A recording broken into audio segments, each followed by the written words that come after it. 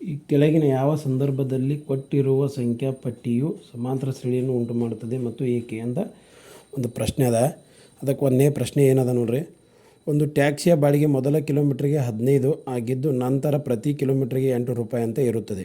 ಇದು ಸಮಾಂತರ ಶ್ರೇಣಿ ಆಗೈತೆ ಇಲ್ಲೋ ಅಂತ ಹೆಂಗೆ ಕಂಡುಹಿಡಬೇಕು? ಫಸ್ಟಕ್ಕೆ ನೋಡ್ರಿ, ಟ್ಯಾಕ್ಸಿಯ ಬಾಡಿಗೆ ಮೊದಲ 8 ಕಿಲೋಮೀಟ್ರಿಗೆ ಮೊದಲ ಕಿಲೋಮೀಟ್ರಿಗೆ ಎಷ್ಟೈತಿ? 15 ರೂಪಾಯಿ ಅಂತಿ. ನಂತರದ ಪ್ರತಿ ಕಿಲೋಮೀಟ್ರಿಗೆ ಎಷ್ಟು ಐತ್ರಿ?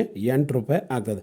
ಮೊದಲನೇ ಕಿಲೋಮೀಟ್ರ್ ನೀವು ಟ್ಯಾಕ್ಸಿ ಹತ್ತಿರಪ್ಪ ಅಂದ್ರೆ 15 ರೂಪಾಯಿ ಕೊಡಬೇಕು ಅವ್ರಿಗೆ, ಹೌದಾ? ರೀ 2ನೇ ಕಿಲೋಮೀಟ್ರಿಗೆ ಎಷ್ಟು ಇರ್ತೈತಿ? 8 ರೂಪಾಯಿ ಇರ್ತೈತಿ. 15 + 8 ಮಾಡಿದ್ರೆ ಎಷ್ಟು ಬರ್ತೈತಿ? 23. ಮತ್ತು 3ನೇ ಕಿಲೋಮೀಟ್ರಿಗೆ ಹೋದರೆ 23 + 8 ಆಗ್ತದೆ. ನೆಕ್ಸ್ಟ್ 4ನೇ ಕಿಲೋಮೀಟ್ರ್ ಹೋದರೆ 31 + 8 ಆಗ್ತದೆ. ಎಷ್ಟು ಬರ್ತೈತಿ? 39.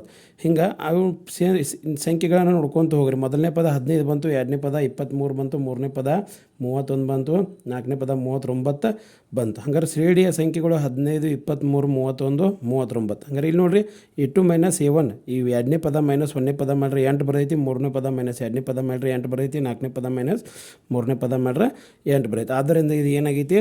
ಕೊಟ್ಟಿರುವ ಇವು ಪ್ರಶ್ನೆ ಸಮಾಂತರ ಶ್ರೇಣಿಯನ್ನು ಉಂಟು ಮಾಡ್ತೈತೆ ಅಂತ ನಾವೇನು ಮಾಡ್ಬೋದು? ಹೇಳಬಹುದು.